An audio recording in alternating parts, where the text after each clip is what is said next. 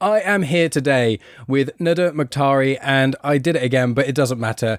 How are you doing today? I'm doing really well. I'm more excited now that we started this. Yeah, I mean, how would you introduce yourself to people outside of the professional space necessarily? Like, what is your title? Because you're studying architecture, you've created posters and things, a couple of which have been fully licensed as well. But there's a term that you like to use, which involves the word Star Wars, which I really like that. And I think that'd be a wonderful place to start with. So if we can ask you, what is this thing I'm alluding to? What does it mean? And kind of go off on, what do you do? So I don't do this in the architecture practice because they'll have my head for it. But I usually say I'm a star architect, which Hmm. in architecture or in architecture practice, that means like you're a famous architect, like one of the top ones. But I thought it was funny because I have star and then in bracket wars star architect. But yeah, that's like a million dollar question there because every year I'm like, who am I? How do I introduce myself when I'm doing like three different things at once? But yeah, and doing architecture, posters, and just having fun. You are. You're spreading positivity through the fandom, especially via Star Wars, and you've done a lot of cosplay. And we actually crossed paths, but never properly met at Star Wars Yeah. Celebration in London, Yeah. 2023. Which, how did you find that? Just out of interest, how was that for you? Have you been to many conventions prior to that? So I only started doing cosplaying and Comic Cons in 2021. Hmm. So after it started opening up, after COVID. And yeah, Star Wars Celebration was a lot. Let's just leave it there. It was really fun. It was great. I'd say it wasn't as organized as I expected it to be. So it Hmm. was kind of intense for the first 2 days. But I had fun. It was also during my birthday. So I was just with my friends. I was like, it's meant to be the whole time. Yeah. Yeah, it was good. How did you find it? I loved it. I've been once before, but this time I went for all of the days, whereas last time I went, when it was in the UK, I only went for one day. And that was when I was hugely underprepared. I had barely Yeah. any money. I went with a couple of friends who also didn't have any money. Yeah. And so, Star Wars Celebration and conventions in general, they're amazing. They're great fun. They can be organized poorly in certain aspects, and all conventions I've been to have had a degree of that. But you need to be aware that for most of it, you need some money. You need to take some We spending need a lot money. of money. Yeah, Yeah. everything is like, this is amazing. How much is it? Okay. So it's just, Yeah. we saved up, myself and Megan. That's my fiance. I never told you that off air, but my audience know her just by Megan. Yeah. So I just want to clarify that. She'd never been to a convention before, but before we went, I was like, we're gonna need to save up. Let's each save up, a few £100s, and then when we're there, we can just know it doesn't really matter. I mean, I was eyeing up a Thrawn Funko Pop, but that was like £200, and I was like, Ouch. I can't warrant that on one of these little things for a tenner. But you were in cosplay the whole, was it every day that you were in cosplay? Most. So on Friday I wasn't. I was actually wearing this. Nice, Thought, nice. representing Star Wars. And then Saturday, which was my birthday, I was Fennec Shan. Sunday, Endor Leia. But I only went those 3 days, Hmm. so I didn't go for the rest. It was fun. I loved being in cosplay, but I kind of got sick of XL after that because it gets really hot in there. And then It when you're does. with like I'm sure you've seen my friends, the Mando, Boba Fett, they're all so amazing. But when we're together, we're just like trying to walk and everyone wants to take a picture. And at some point you're kind of like, I'm about to pass out. Please let me leave. So you kind of take everything off so that you can go away. But yeah, it was so fun. And then after Star Wars Celebration, we're like, that's it for the year. I cannot I need to financially recover. I need to take a break. I'm sick of the XL. And then we ended up in Showmasters, London Film and Comic Con in July. We're like, that's enough of a break. Let's go. It's the Yeah, it passion. was It's for Tem. amazing. It was for Temuera Morrison. We were just Yeah. like, Which had to whom get you out. met? Yeah, yeah, yeah. It was so funny because it was me and my friend. We were trying to call, just guess who's the big guest for July's one. And then and then I remember calling. I was like, "What if it's Temuera Morrison? I've been waiting 3 years for him to get to sign my poster at least." And then he's like, "No, nah, not gonna happen." And then I called it, and they all blamed me for spending money. I mean, to be But fair, we I had mean, fun.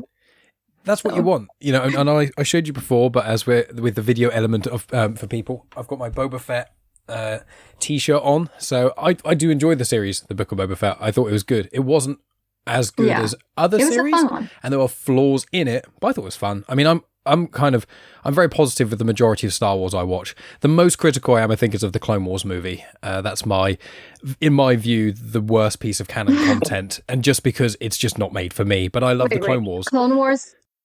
Clone Wars animation movie or Attack of the Clones? Oh no, Clone Wars animated movie. I love Attack of the Clones. I adore it. Yeah, I shamelessly had that on VHS tape and I used to fast forward past the Padme and Anakin bits, not gonna lie, but I love it. I unashamedly it's in my top half, I'd say, of if I rate all the Star Wars films. I just love, especially the ending. As soon as I get to Geonosis, it's so cool. I just love it. Yeah. It's all the arena battle. Amazing. But out of interest, what's your as well on Star Wars? And then I do want to ask a little bit more about Temuera Morrison before we delve into other things. So my favorite movie, which one? Or top couple, if you need to choose one per trilogy. See, I'm a prequel baby, so same. I watched the prequels first, but I still I think it changes as you grow. So mine is still Empire Strikes Back, more recently. But I also love Revenge of the Sith. Well, but I need a minute to I need time in between to watch it again. Oh, that's so cool. The Mustafar, there it is. So that must have hurt. It was my first ever tattoo, and it took 7.5 hours. It was quite painful at the last couple, but Revenge of the Sith is my absolute favorite. That's anything in Star Wars I love, but Revenge of the Sith, that Order 66 montage is so painful, but it's so good. And that's why I need some time in between. Yes. So, it's like Revenge of the Sith. I'm am I ready mentally? One more time. Can I hold myself together when Mace Windu and Anakin are looking at each other? Yeah. And every time I'm like, Anakin, don't do it, please. Please, I beg is there anything important during this week that I need to focus on? That's usually it. If I'm watching it over the weekend, I'm like, wait, I have a meeting. I need to focus. Let's not watch it. I can't be having flashbacks of all the Order 66 montages I've seen on the screen for the next week. But speaking of going back from Revenge of the Sith, obviously back to Attack of the Clones. So Temuera Morrison obviously famously played Jango Fett. Is that how you were first introduced to Temuera, and where the fandom love kind of started with you, or where is it? Where did it start with you and Temuera? It was quite recent. So, okay. Harrison Ford, first man crush, always will be for me. I think you can tell by my tweets. I think everyone can tell. Temuera was so Jango Fett, first movie with him in it. And then I think more recently when he came back in Mando season 2. I hope your thing is spoiler free because I'm going for it. No, we're everything. The only thing is the finale of Rebels. There's a couple of friends of mine who are currently watching that. So unless we're going to delve deep into Thrawn, which we could, but that's probably the only thing I'd say is I've got one or two friends of mine who listen, and they're not quite finished yet of recording this. But anything else is free game. That's fine. Okay. So Mando season 2, when he came back, I was just pumped about it. And that's when I actually started making posters for Star Wars as well. So that's when the obsession started, I think, the hyperfixation on Boba Fett. And then, that was 3 years ago. And it's still going. So yeah. That's amazing. And so speaking of your posters and the Boba Fett ones, I mean, with Temuera Morrison as well, and with Book of Boba Fett and those sort of things, the thing is with Book of Boba Fett is the things of Boba Fett in himself. He's such a cool character, and the armor itself and his ship, the Slave One, they're such iconic things. So being able to create art around them is something amazing. So with you and the posters you made, what was your favorite of them? From all my posters or just Star Wars related? So the Star Wars ones first. Just go for the Star Wars ones because I know it varies with the other ones. So just the Star Wars there's ones. A lot of love-hate relationships to some of them, so let's just leave it out there. I think the schematic is still my favorite.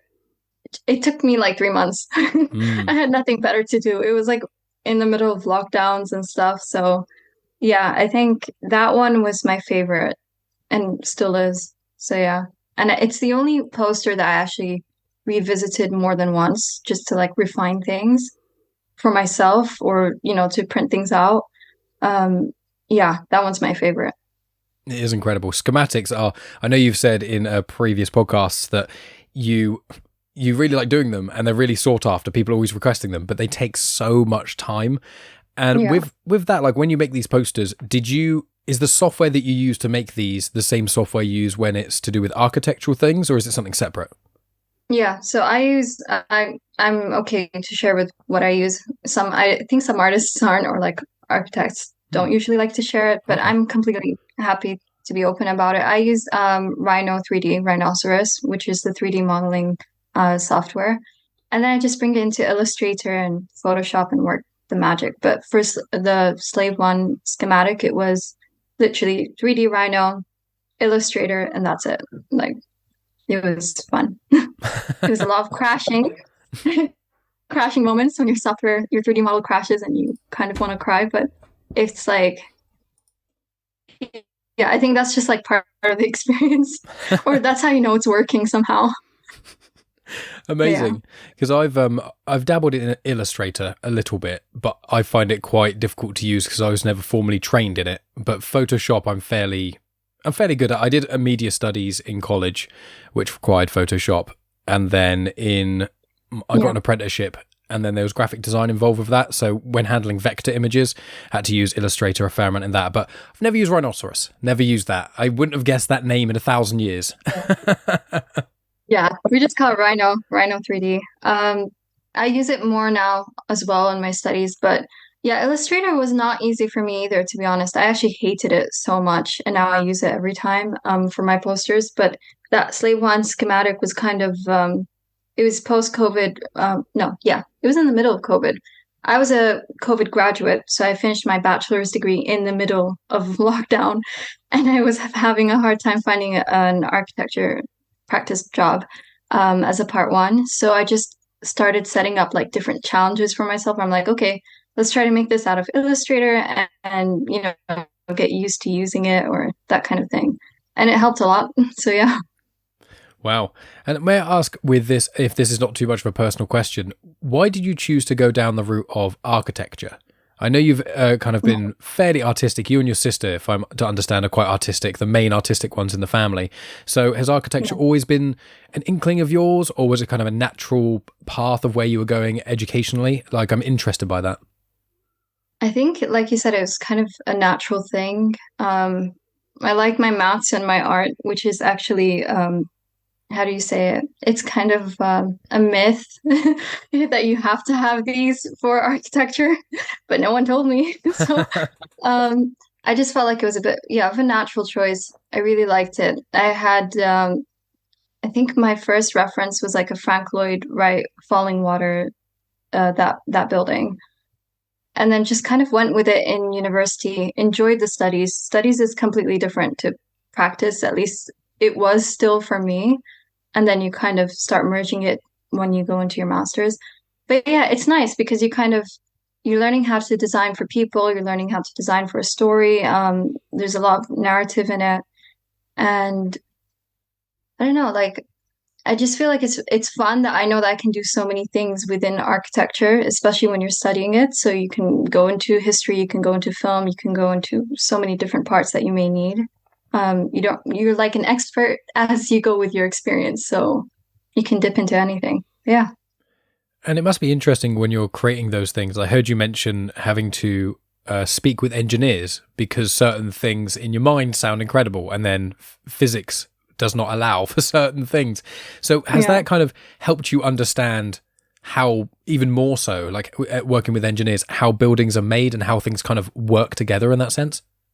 Yeah, I mean, technical work is not my best part in my studies. I always dread it because I feel like, which is kind of ironic, right? Because I like my schematics for Star Wars, and then when it comes to real life, I'm like, oh no, this is not it. Like I know it's wrong, and but they're there to help. And I think like another myth is like always when you're against architects versus engineers, but it's really a good collaboration in the end. Um, yeah, I enjoy it like with them. I think, yeah, the conversations that I have with them are always interesting. Let's just leave it there. Yeah, that's There are fine. moments where they rationalize you're building a bit too much. So they're like, now it's not even the design that I want. But, you kind of work back and forth with that. So yeah. That must be one of the reasons you quite enjoyed making posters, because it's true freedom in a sense of you being able to create. Like, there's certain ones you haven't released for people for one reason or another, but like, you don't have to release the art you create. You can make these posters with what parameters you kind of want. So is that quite freeing for you, Yeah. do you think? Yeah, yeah, it's a good break. I did a lot of posters last year when I was in practice, like having work set time, let's say working hours. Yeah, it is freeing. It's nice to take off your mind off things and then you just have something that you like. So I don't do any posters for anything that I'm not into, let's say. Like unless I'm getting commissioned, then I'll have a look and see if I actually like it. But I'll be very honest if I'm like, I don't think I'm the one for this poster. Um, yeah, I find it easier. And I like being abstract with my work or finding new ways to represent things, which um doesn't translate easy in architecture, let's say. So Mm. there's like more conversations to be had about that, especially during my studies. But like with, I feel like with posters, it's more easily accepted. It's like, oh, it's style. So yeah, Hmm. Yeah, I mean, also posters can be anything. A poster doesn't have to hold the weight of a building up or have to have logical yeah, places to put water mains. With a poster, it's just, you can have one so simple like the Fight Club soap, or you can have yeah, really complicated, like Infinity War style posters where every square inch, like every pixel is something different. So it yeah. is interesting. With your posters as well, my Megan said that her favorite one of yours was the Aladdin one. She enjoyed them all, but she loves Aladdin No, anyway. But Dune, finally. It's like enough, Dune. I mean, I like the Dune one. I think Thank it's you. cool, but I don't Thank you. personally. It's not my personal favorite. My favorite is your Black Swan one. I think the way you've done Okay. those feathers. I think that's when we first interacted, because I saw that and I was like, "Whoa! Black Swan being released on 4K now?" And that's the cover. And then I Oh, saw it was stop. you, and I would, because I collect steelbooks and things. So I've got right here. There's one that I know you recently watched Oppenheimer, which I've not seen yet. I'm seeing it next week. I'm seeing Barbie first on Thursday with my mum's and Megan. Cute. But Very cute. I collect steelbooks. So I've got this, Oh, which is cool. Interstellar, and it's made of metal, hence it being called a steelbook. So they got Blu-rays in pretty much all of them, and most of them have got alternate artwork and things. I don't know if this one's going to be as exciting. Yeah. I chose the really boring one. No, this is literally the most boring steelbook ever. Look at that, just the side. Yeah. But I was using it as an example, or trying to, that like posters and like IMAX, but there's a Lego one. There you go, that's fun. But Yeah. I like alternative artwork, and I like it when it's in posters or when I can buy something physical. I've got quite a few vinyls, which are things I've made things I bought because bands release them with alternate artwork and things like that. So when I saw your Black Swan, that's what I thought, because I was like, that genuinely looks incredible. So it's a great place now to plug. We'll go do what also plugs towards the end as well. But your website, tell people. I'll put it in the description. But I want people to, even if you get one poster sale from this, I just want more people to know about your incredible artwork that you create as well. Oh, thanks. Yeah, my website is literally my name, netamaktari.com. And at the moment, the only thing on sale is like through Vice Press and through my own artist proofs is the Blade Runner 2049. And you know Mm. Vice Press, don't you? Yeah, yeah. Yeah. They've got like Matt's working on some really great steel books. Like you've seen it, right? Mm. Oh no, I know I know peripherally of them, but I've not specifically interacted with them like that. But no, it's one of those. I'm very excited for when other stuff comes out, but I know also as an independent vendor, it's obviously there's certain licensed things that you can't actually sell No, they are necessarily. licensed. So I Also, think I'll send wow, you some links because now that I found out that you're interested in them, I'll be like, oh, okay, you like these. because I've seen So them. I went on your website and I saw the Blade Runner, because I think have they got some they've got a language on there that I can't identify, so I don't want to say what is I it. think they are Japanese characters, and I Mm. got like a few comments on these because they were like, it doesn't make sense, but it's actually on the rooftop from the movie. So like Hmm. when he's standing in the movie, and yeah, and it was kind of mirrored in a way, so it looks like I've mirrored it so that it looks like you're kind of standing in the rooftop looking ahead into the skyline. Mm. Yeah, it's like a back and forth thing. But then I have the art ones, like the behind the scene concept art books. Hmm. and I got the Blade Runner one for the poster just to like work on it. And it's actually the name, I think, of one of the main designers from the original movie, which I thought was Oh. kind of cool. Like that's, I think from what I remember, that's what it was. So yeah, but it's not a complete character name. Hmm. Um, so it has confused a lot of people, but I it's mean, fine. It I was could licensed. I could even identify the language, so it's completely fine. It's no water off my back. But yeah, I love a lot of your posters, and linking in with the Aladdin one. Back to that, obviously the geometry element of things. You know, you use that quite a lot, assumedly in architecture. I don't know much about geometry apart from the incredibly tiny amount I studied about it in barely secondary school, I think. So I wonder if you could tell us a little bit about how is geometry used in posters / architecture, and then bleeding into what this is a term I don't even understand, hence why I'm asking, but futurism through geometry. So lots of geometry questions being thrown at Yeah, you. I feel like a mathematician all of a sudden going, "Ah, I'm being interrogated." No. Um, so I think the Aladdin one, I was, I think I said it in the post that I took like inspiration from Islamic geometry. I'm Arab, so I just felt like it had to be done. And I think it's much easier through Illustrator than trying to figure out by hand, like how you would see in those mosaics that or like the tile work that they do. But yeah, I think that kind of stems from, architectural geometry that you would know as, or like a cliche example. And geometry in architecture, I think it's basically architecture because we draw through geometry, whether you have your straight lines or curved lines or whatever, it is part of it.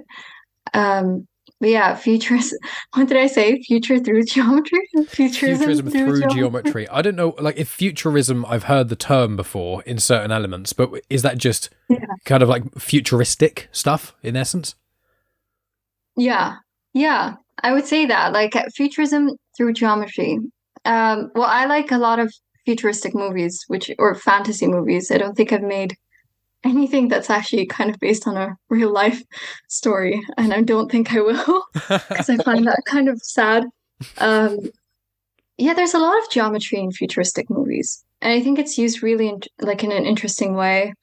Um, there's like another thing, like I literally based my essay for this year in my first year of master's on brutalism in Andor, which is Mm. like it's like incredible how they used it. But then at the same time, while I was taking for my essay, I was taking a film and architecture module, and there are a lot of movies like I don't remember their names right now because I completely blanked. But there are a lot of movies that use like like monumentalism, having large scale giant buildings that kind of to make you feel small, and then you start to realize like that has to do with the geometry, the shapes of the buildings, the scale of them. So I think yeah, so a lot of futurism based or futuristic movies have a lot of geometry in them. And Mm. sometimes I think like just being intuitive with it, which is what I do more than I try not to overthink my posters. I try to give myself a time limit just because I'm very like busy with the studying or when I was with work. I'll give myself like maybe 2 or 3 hours on one, and then maybe the other one has a longer timeline, which is like 2 months. But like I'll start like with a circle, which is I don't know why it's become like a sacred ritual now with my work. Start with the circle and then just work based on my intuition, like where it takes me. But yeah, Mm. It's a I good hope answer. that answered it. Yeah, Yeah. definitely. Yeah, it is interesting you mentioned, like, because I like a lot of sci-fi films, obviously surrounded by Star Wars stuff, and I love Blade Runner. Well, no, I love Blade Runner 2049. I don't actually enjoy the original Blade Runner as Oh much. yeah. I like what it did Okay. for sci-fi. I appreciate it as a movie, but every time I watch it, I'm like, for the first half, I'm like, actually, I like this more than I remember. And then the second half, I'm like, no, this is the bits. These are the bits I remember not liking very much. But 2049, I think, is an absolute phenomenal masterpiece. Uh, and obviously, the director made Dune as well, from what I can remember. So, Yeah. two Yeah. incredible films and two sci-fi fantasy-esque films as well that I love. So with your architecture, linking back, one more question about architecture, and that is when you are studying it and when you have to, how do you get graded in it? Like, is it like there's a project that you have to make? Is it a lot of theory stuff? Obviously, you don't have to talk about what you specifically did, but like in general, what is asked of you? Just out of my own curiosity, because I wouldn't even know where to start, like judging someone on architecture. That's the hard part, isn't it? Yeah, it's a little bit like art where you can say you don't like something just because you don't like it. And then that's just your feedback, which I disagree with. Um, and I think we're moving forward from architecture school, but usually you'll have three different type of modules, not necessarily the same three every year, but two main ones that you carry through is like an essay research based type of module. And then you'll have your main project, which is a design project. So you'll get like a brief of what you're doing, a site, or like could be literally, my one was in Cairo and we couldn't travel. So you can guess how fun that was trying to research your site on Google Maps. And I went, I've been in 2019, but like the rest of my studio hasn't. So we were depending on me, a few books, and like Google Maps to kind of carry it through and whoever had experience. And yeah, and then you kind of work throughout the whole year on design. So it depends. In architecture school, there are different studios allocated for the year. So you have like, I'd say 7 studios at least, and each one has a different theme. So if you were interested in architecture, but through VR, for example, there's a studio for that. Or if you're interested in architecture through film, architecture through just drawing, then there's different specific studios for that. And you build your portfolio and your project through that. So you start with a site and then you end up with your building a proposal. Yeah, that's usually how it's based off. But then you also have reviews, which is what we call them. We're used to calling them crits, and like you're being critiqued. And that's usually twice a term where you're in front of your whole studio, your tutors, your guests that have been invited. They could be alumni, guest architects that you kind of fangirl over from a distance, um, or are in fear of. And you present your project and they give you feedback. So yeah.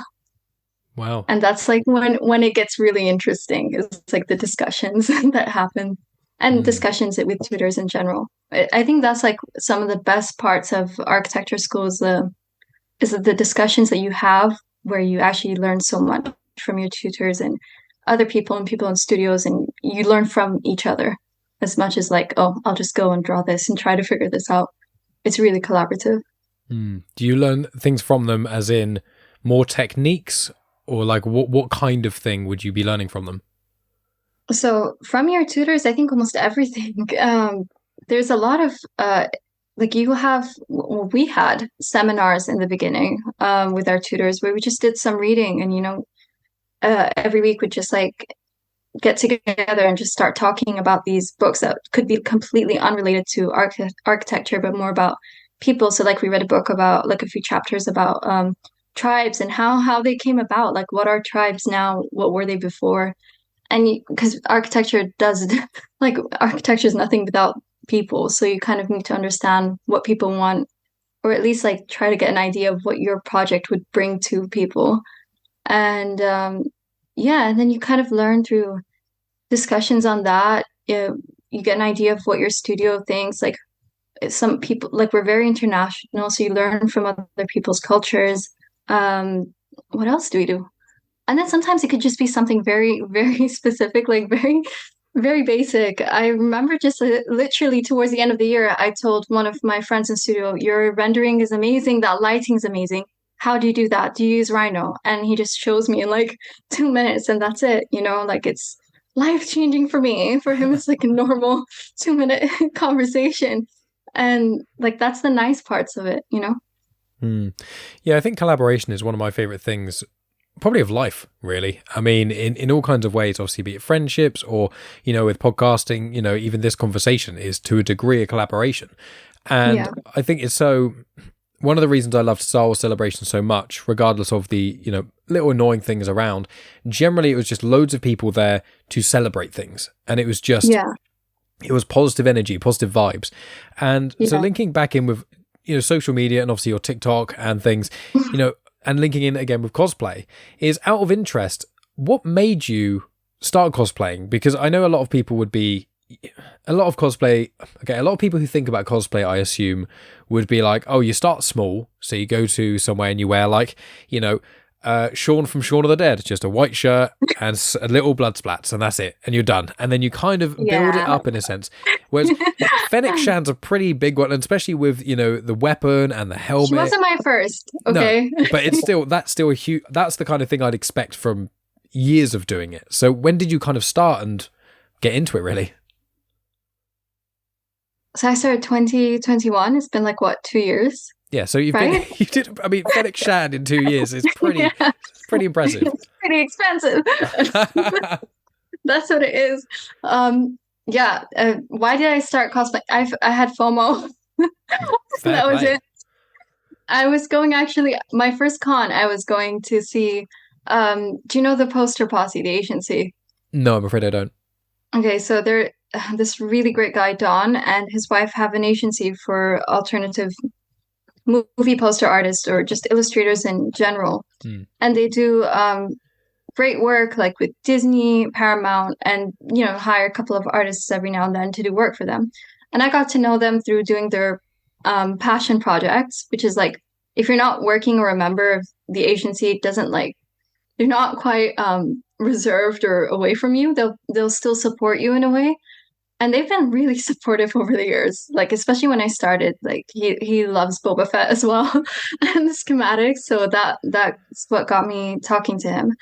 And they have a stall every Comic-Con, like every MCM. They're there, and a couple of UK artists come down. Sometimes even US ones fly out, and they do portfolio reviews. So I wanted to get my portfolio reviewed by one of the artists that I look up to, which is Dolly. If you know Dolly, he's amazing.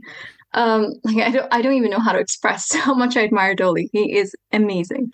And I was really nervous, but at the same time, my brother has been to cons pre-COVID. Like he's been out with his friends, and I think he's done the Joker once. He's done Aladdin. He knows what's up. I don't, and my sister didn't. And I thought, like last minute, I was like, but he was like, so aren't you gonna cosplay? And I was like, am I supposed to cosplay? He's like, no, but like, are you not gonna cosplay? And I was like, okay, I'll cosplay, but what am I doing? So a very last minute, forcing my sister to sew Endor Leia's poncho and then painting it the night before, type of day. That was it was so stressful. I'm never doing that again. And she refuses to make anything for me from now on, textile wise. Thank God she's so talented. And and so I went, and I wasn't really feeling it like on the train. And then by the time I got off Excel, like by the DLR, we were queuing up to go in, and I already had my poncho on because I was just like, yeah, no, I like this vibe. So literally, it was just out of FOMO. It's like really unhealthy, but it worked. It's as good as reason as any to do anything. To be honest with you, myself and Megan, we took lots of photos of people in cosplay with their permission, of course, and we took photos with them and things. And Megan and I spoke about doing cosplay, and we didn't in the end, just cost-wise and a few other things. And so we did kind of have that, but there was that part of us that thought, but actually, we had enough time to look around the whole convention without being stopped every few seconds. And obviously you mentioned that slightly earlier on in the conversation. So it's like, it's a double-edged sword. You kind of have to almost have a day if you're in cosplay, especially if it's, amazing cosplay that looks really realistic like your Fennec Shand one did. Well, actually, obviously, not to downplay your Endor Leia one, to clarify. Okay. But the Fennec Shand one was certainly elevated, just like, Second Sister Triller. Like, both of them were phenomenal. Thanks. So because of those, you'd obviously get a lot more photos with people. So as you said, it's just conversations. Like not everyone not everyone wants a photo, which I love. Because I don't think people realize like I can be quite shy sometimes, like in person. But like, yeah, with Fennec, it's really funny because like I put on the costume and it's just like that confidence boost hits in. I completely did not expect that, but it really does. And then and then just for every LFCC, so London Film Comic-Con, I found more Shans there, obviously, because Temuera was there. And we just like stop and stare at each other from the distance and then slowly walk to each other and we go, I love your hair, I love your rifle. Like it's just like constant compliments or just questions about how long did you do like how long did it take to do your hair? How long did it take to do prop rifle so that your thing doesn't get like shadow cast? I forgot to say it. It's a prop. It's not real. Um, we're having it's a toy. So like yeah. Yeah, and it's really interesting. Like you meet the most incredible people in the most bizarre ways and talk about bizarre things or Star Wars and that kind of thing. And I think that's really fun. And I like to take my time talking to people most of the time if I'm not hungry at con. But yeah, like I think that's like for me one of the best experiences. Like photos are great, TikTok making great, but at the same time meeting people or like some kids that aren't scared of me. Like it's nice to meet them too, or just like see their eyes light up. So yeah.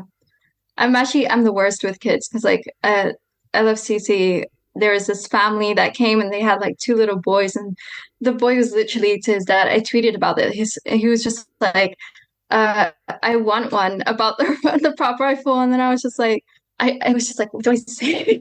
And the dad's like, no, take the picture, and I was like, do you want to hold it? Like I was like, this kid is not going home sad, not on my account.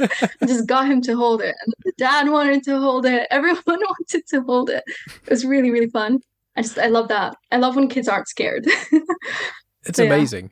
Yeah, I remember there's an anecdote that Charles Soule has said about Mark Hamill, which is when Mark Hamill met Charles Soule and I think his kids, and Mark Hamill just immediately, not in a rude way, ignored the parents, but immediately addressed the kids first, Yeah, and just the it wonder, has to be done. the excitement of it, of just the it's just like it's unfiltered. There's when you're an adult and you approach someone, there's the anxiety, am I bothering them? Then there's what if they're a weirdo? Yeah. What if this? Are they a creep? What do they want? Exactly. Well, kids aren't like that. They're just like, oh, that's cool. I'm just gonna Yeah. say whatever's going on in my head, just straight out immediately. So when it's compliments and excitement, it just warms you up. Yeah, I even had a kid. Like the first time I did Shan was at London Film Comic Con as well. I feel like I'm promoting them. That's right. But it was at theirs, and that's when I met Daniel Logan, and I decided to try on the Fennec Shan without the helmet, without like just like the whole costume and the greeblies is what's it's called, those little things on her. And a kid literally just came out. He's like in a stormtrooper costume. He came up to me and he was just like, see, I told my mom that she should wear this costume. Like she would look so cool in Fennec Shan, but she just doesn't listen to me. And he full on confessed to me that. And I was like, where's your mom? Where is she? And then she comes up later and goes, I'm so sorry. I was like, it's fine. And she's like, do you want a picture with Fennec? There you go, it's done. And then she's like, how did you make it? And I was like, I bought the fabrics. Like, it's not that hard. Just go for it. But it was so funny. And like, just, it's unfiltered and the most hilarious interactions. I absolutely love it. That's incredible. And we'll start to wrap up around here, but I do want to ask one or two more things about Star Wars of you. Yeah. So it's a very ambiguous question. And so answer this however you see fit. Some people answer with characters, others answer with memories, others give examples. So it's just, when I say this to you, just kind of the first most real thing you think of. Okay. What is Star Wars to you? Oof. That's not easy. It's not. You can take your time. Oh, okay. I think I'm just gonna say it's my childhood. Because like that's how I started it, and that's how I came back to it, was literally in lockdown, me and my siblings having nothing to do and just rewatching everything to do with Star Wars and getting excited over it again. And then, The Mandalorian coming out. It's the nostalgia, it's the storytelling. It's not like perfect, which is what's nice about it. Sometimes you kind of go, "Oh my God, that's so stupid," but it's funny. And but then you have moments like, for example, like Andor, which completely like knocks you off. And then, yeah, I think it's the storytelling for me from Star Wars and the childhood memories or making new memories now. So yeah, it's fun. It is. That's one of the reasons I enjoy it so much. It's with me, it's a weird one because it's evolved. You know, it's changed. When I was younger, it was just a cool bunch of films I liked watching with my dad, and then it was this thing that everyone kind of forgot for a few years because after the prequels came out and stuff. Like I didn't watch Clone Wars when it came out. I didn't watch Clone Wars till Rebels came out. So I was playing a few video games. I was like, oh, for me, Star Wars for a while was the video games that I quite enjoyed, and I never really read much of the literature. But now it's like, I love what's on screen, you know, and I love sharing what's on screen with other, because the majority of people I know have seen the movies or watched the series, things like that, which I love. And when a show like Andor comes out, and I'm just like, I can be more proud of it in a sense, because Mando's a great show, don't get me wrong, and I enjoyed Kenobi and Book of Boba Fett, but I describe them as, they're great shows for a Star Wars fan, but if you're not into Star Wars, most of those shows aren't really going to strike a chord, whereas Andor's the show, which is, it's just an amazing show that's in the Star Wars universe. And, you know, for that, when that happened, it was like, it really changed. I was like, oh, I can recommend people Andor. I'm just trying to get more people back into Star Wars like I love it. And for me, it's like the interconnectivity of everything I love. Like I can pick up a comic or a book, many of the ones behind me, or anything like that. And in some loose thread, it's connected. And I really like that because I can distract myself. I can basically delve into a lore that if I knew as much about world history as I know about Star Wars, I would be like incredible at like history challenges, or I'd probably be able to go in and like do pretty well at trying to get qualifications and have a step up. But no, I've decided my little thing is going to be knowing loads about Star Wars. And it's like, it brings up an odd thing, not to get too existential, but of like, for a while I used to be a little bit ashamed in a sense of how much time I invest in Star Wars. And then Same. Yeah, and then I came to this realization where nothing is any more important to know than anything else, apart from loose things around survival. Like, if someone wants to watch every episode of EastEnders, how is that any more or less valuable than me wanting to watch everything to do with Star Wars? Or if someone wants to play video games for all their free time, or someone likes hiking. Like, there's judgment linked with certain ones, and if things are, like, active and healthy, they're generally considered somewhat better to a degree. But then even if you go to the gym all the time for hours and hours on end, you get judged for that. But it's like, I came to this realization a few years back, and I was just like, I just unashamedly love Star Wars. And when I started doing that, the way to explain to people is just the sheer joy I get if I buy a new book or comic or a new show comes out. You know, the joy when I watch the recent Ahsoka trailer and how excited I am for that. Like, I can't translate just the serotonin I get from Star Wars, and it makes me happy. So and hearing it comes it back with to you as well. Like you're sharing the joy, and then people react to that joy, and you can find more people that are also joyful for the same thing, and then it just like it becomes like a circle of serotonin, like that keeps going. And then when you kind of think, okay, like like there are toxic sides to every fandom, and 100%. Star Wars probably has like one of the worst sides, let's Agreed. say. I've not even like probably like touched the tip of the iceberg of that one. Let's say that type of experience, but like it doesn't let you down because like for one person, there's like 100 that are always enjoyable and fun, and it just keeps you going. So, yeah. Something to look forward to a lot. Yeah, as well. I like that. That's your hobby, huh? I couldn't tell. One of them, one of my many hobbies. But you know, I have two podcasts. This one, which usually these conversations don't always link to Star Wars. If they can, I will link them, but they don't always. Yeah. But my other podcast, Star Wars Comics in Canon, that's just by the name, all about Star Wars comics and books and things. So I love it. Yeah. I have other hobbies as well and do other things, but Star Wars is just for me. That's just my little thing that I share with the world, like small bits and pieces. And then you will also realize like it starts to feed into other things, whether you like it or not. Like for me, I remember when I was doing, just to touch on this because I know time, but for my essay this year and like the film and architecture module, and I had, let's say, I don't know if he's teaching me next year, but I had a really great tutor, and he's like super passionate about film and architecture, like very passionate, almost like he will critique you to death type of passionate. And I love him for it because it's just like the bluntness comes out. But yeah, I just remember I was like, maybe I'll do my essay on, something that's well architecturally loved, like by the Architecture Society, or, like just normal people, let's say, like the Grand Budapest Hotel, or, Blade Runner 2049. Like these are, they're incredible examples that people write about for architecture, and they've already been written in his essay module thing. And then I remember like the first the first seminar that we had, I brought in a picture of the Brunswick from Andor. I was like, isn't this so cool that they're using like film locations still, like to this day, and they decided to go back to that? And he's like, yeah, that's cool. And we went on, like through 5 seminars, like learning things. And he's like, so what do you think about your essay? And I was like, maybe Blade Runner, maybe this. And he's like, stop lying to yourself and just do Andor. It's just like, I can see you happy about it, so just do it. And it's kind of like you need that push, you know? So, but like it's so funny because I was just like slightly like ashamed. I was like, I don't want to make my architecture stuff related to Star Wars. There's more to me. And then I was like, never mind. But I will say, Yeah. like filming on locations, like Andor. One of the things I love most about it is, you know, technology of the volume used in Mandalorian and Kenobi. Phenomenal technology. Don't get me wrong, Yeah.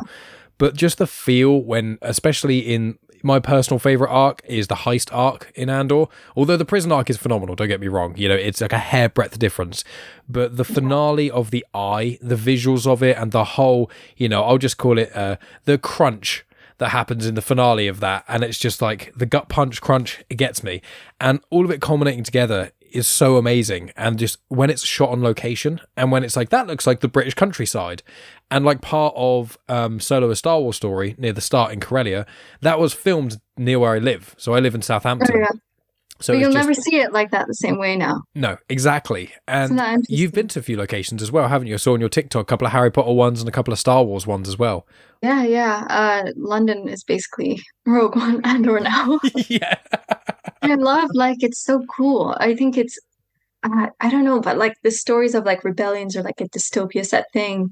I'm a bit depressing, but I never see the future as a utopia type of I'm thing. the same.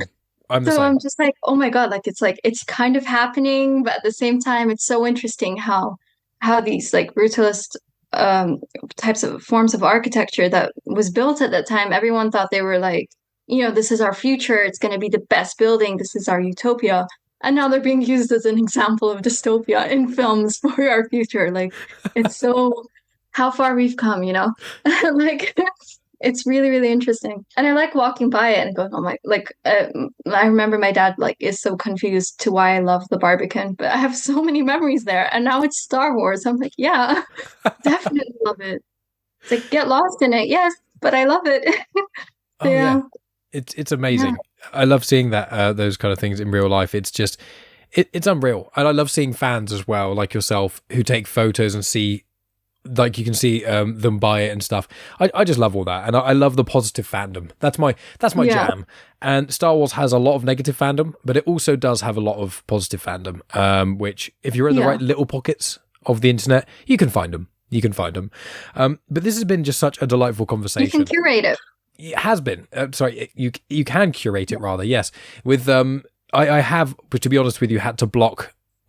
Did I block anyone? No, I think only ever blocked like one person on Instagram, and I was just having a conversation with them, and then it just turned, and then suddenly it was just paragraphs after paragraphs after paragraphs, and it was just like this is too much. I was just saying I like Disney Star Wars, and now I'm having to pseudo defend myself over something that I just like.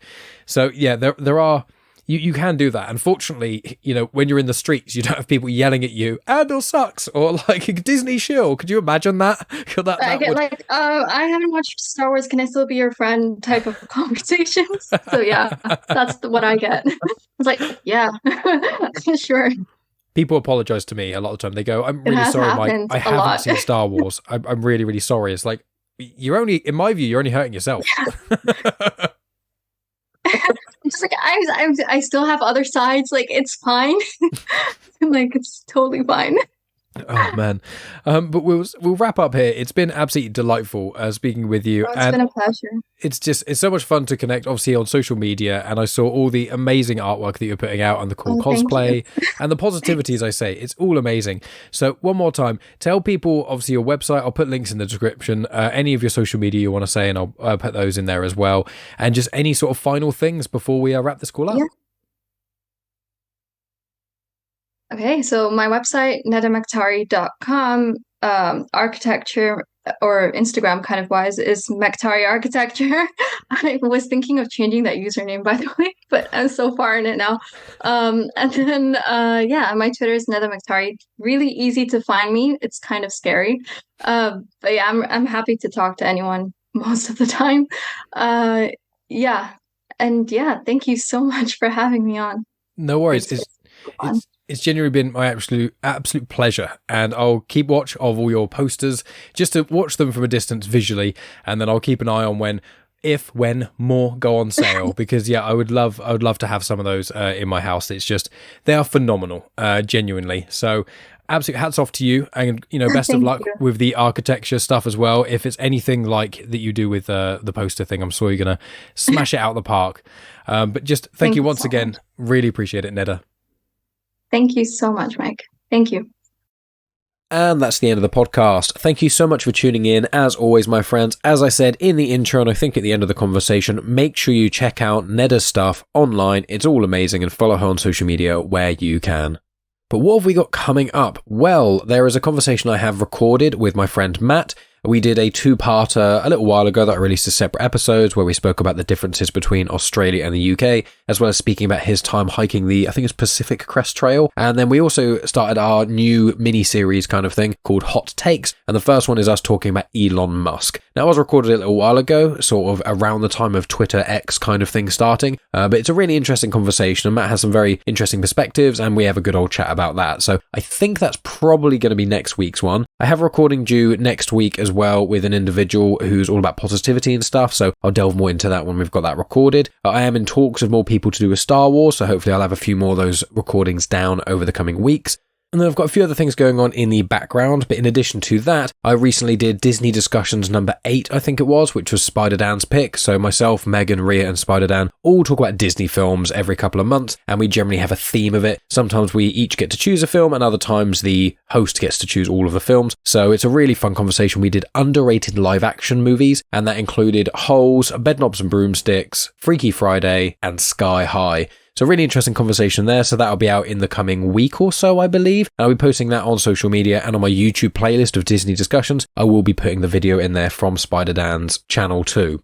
For any Star Wars fans, I have done a few Star Wars podcasts in the road to Ahsoka. So I was on Star Wars Timeline speaking with Ben about Ahsoka from the Clone Wars all the way up to Book of Boba Fett. I was then on Reckless Rebellion with Thomas Rochester, who I've had on the Andor discussion shows, and we spoke about the Thrawn book trilogies along with his friend Nathan. So he spoke about the Legends Heir to the Empire trilogy, the Canon Thrawn trilogy, and then the Canon Thrawn Ascendancy trilogy. So it's a really cool Thrawn-centric conversation there. We've also released all 4 episodes of Rebels Reviewed, where myself, Math, and Dave went through all of the seasons of Star Wars Rebels and then spoke about our thoughts on it. Math had never seen it before, Dave had seen it once, and I've seen it a couple times. So really good variety of perspectives there. And then we also have a bonus episode coming out, which I'm releasing within the next week. And that is going to be our kind of thoughts on the Ahsoka trailer and a kind of anything we didn't get to talk about in the normal 4 episodes of Rebels Reviewed, anything extra. And also Megan joined us as well, giving us her thoughts. So all in the lead up to Ahsoka that I've put as the hashtag Road to Ahsoka. And so a variety of my pieces of content have got that hashtag on social media if you check that out. Then with Ahsoka coming out, I've got the weekly discussion shows planned, so that will be video versions on my YouTube channel of youtube.com/genuine chit-chat, and the audio-only version will be on the feed of Comics in Motion. So make sure you subscribe to both of those places so you do not miss out. And if you're listening on YouTube right now, please go ahead and hit that like button, hit subscribe, and check out my variety of playlists. I've got Star Wars conversations there where I've spoken to Star Wars content creators, and that includes Kevin Scott, Claudia Gray, Kevin Shinnick, Paolo Villanelli, and there are more to come as well.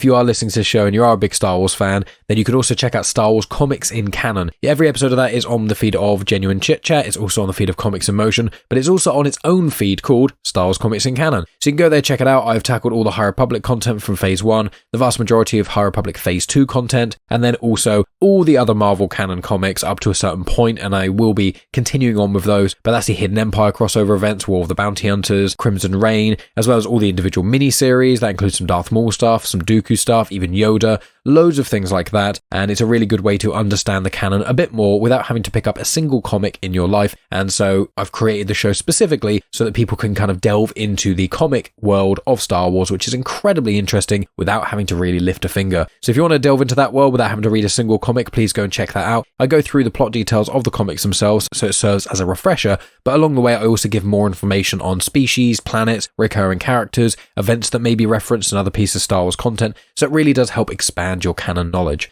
But in addition to that, my friends, make sure you follow me on social media at Genuine Chit-Chat on Instagram, Twitter, Facebook, and on TikTok. You can also subscribe to my YouTube channel, so please go and do that, trying to get my subscriber numbers up again. You can also sign up to the Pop Culture Collective newsletter, that's pccnewsletter.com, and there you'll get a weekly update on everything that I've got going on in just a paragraph or two, as well as some updates with other incredible content creators, including Tony Farina, Spider-Dan, Rhea Carrigan of the Femon Collective, and loads of other great people. So please consider subscribing to that newsletter if you don't want to follow me on every social media place and have to keep up to date with everything by constantly checking it. And friends, you can support the show as well as following me on social media. You can leave reviews on Apple Podcasts, on GoodPod, on Audible. You can leave a 5-star rating on Spotify. If you do any of those things, send a screenshot of it to me on a social media or via email, and then I will give you a free episode of Afterthoughts. Afterthoughts is the bonus Patreon content that I release over on Patreon, unsurprisingly, where usually myself and Megan tackle a wide variety of things. We talk about TV shows, live performances, movies we've seen, trips we've been on, those sorts of things. You'll get an episode of that every week, and I also do Star Wars Legends book reviews on there, and there's a few other bits and pieces of bonus content there as well. So you can subscribe to my Patreon monthly for as little as £1 a month to get access to all that, or you can donate to Ko-fi, that's ko-fi.com/genuinechitchat. For any donation, I will send you a couple episodes of Afterthoughts. The more you donate, the more that you get. But if you obviously don't want to do that and you still want some bonus content, as I said, just review the show, send me a screenshot, and I will get that to you. But that's going to be enough from me, my friends. Thank you so much for tuning in, as always, especially all the way to the very end. I appreciate each and every one of you, and I'll speak to you next week, likely with my conversation with Matt.